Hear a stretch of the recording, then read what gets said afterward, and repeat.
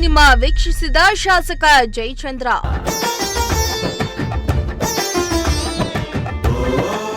ಬರಗೂರು ರಾಮಚಂದ್ರಪ್ಪ ನಿರ್ದೇಶನ ಸ್ವಪ್ನ ಮಂಟಪ ಸಿನಿಮಾ.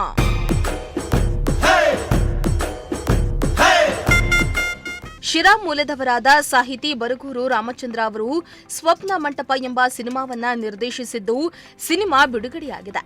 ಈ ಚಿತ್ರದಲ್ಲಿ ವಿಜಯ ರಾಘವೇಂದ್ರ ಮತ್ತು ರಜನಿ ರಾಘವನ್ ವಿಪಾತ್ರದಲ್ಲಿ ನಟಿಸಿದ್ದಾರೆ. ಸ್ವಪ್ನ ಮಂಟಪ ಸಿನಿಮಾ ಬರಗೂರು ರಾಮಚಂದ್ರ ಅವರ ಹಳೆಯ ಕಾದಂಬರಿಯನ್ನ ಆಧರಿಸಿದ ಸಿನಿಮಾ ಆಗಿದೆ.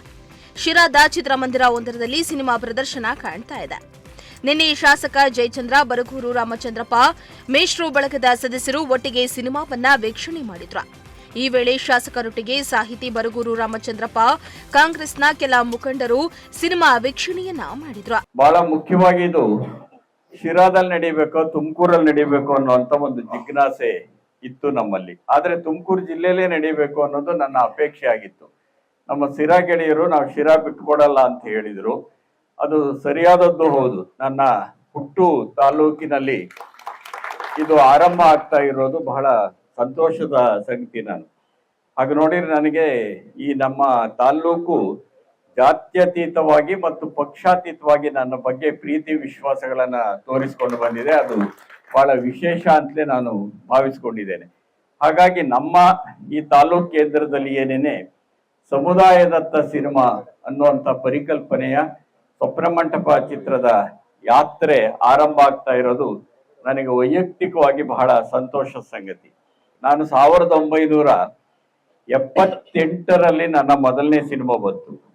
1978 ಆಗಸ್ಟ್ 18ನೇ ತಾರೀಕು ನನ್ನ ಮೊದಲ ಸಿನಿಮಾ ಒಂದು ಊರಿನ ಕತೆ ಅಂತ ಬಂತು. ಒಂದು ಊರಿನ ಕಥೆನ ನಾನು ಚಿತ್ರೀಕರಣ ಮಾಡಿದ್ದು ನಮ್ಮ ಊರಿನಲ್ಲೇನೆ, ಬರಗೂರಿನಲ್ಲೇನೆ. ಅದಕ್ಕೆ ಮೊದಲು ಒಬ್ರು ನಿರ್ಮಾಪಕರು ಒಪ್ಕೊಂಡ್ರು.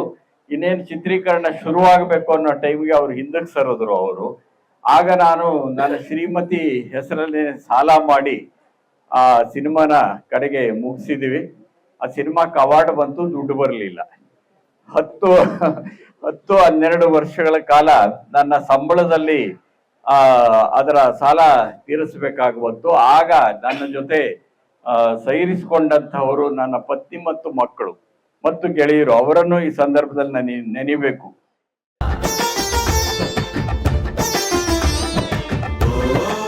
ಇನ್ನು ಶಾಸಕ ಜಯಚಂದ್ರ ಅವರು ಸಾಮಾನ್ಯ ಜನರ ಜೊತೆಯಲ್ಲಿ ಕೂತು ಸಿನಿಮಾ ವೀಕ್ಷಣೆ ಮಾಡಿದ್ದು ವಿಶೇಷವಾಗಿತ್ತು.